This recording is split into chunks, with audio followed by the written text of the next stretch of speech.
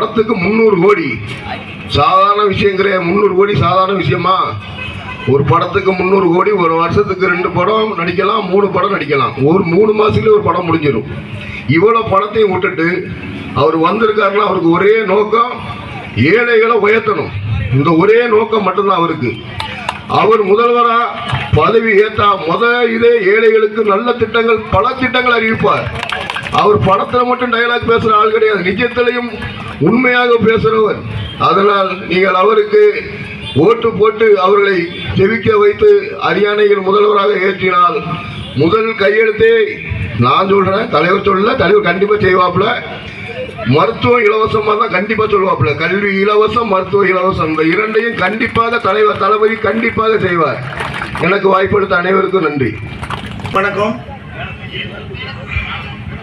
தளபதி விஜய் அவர்களின் 50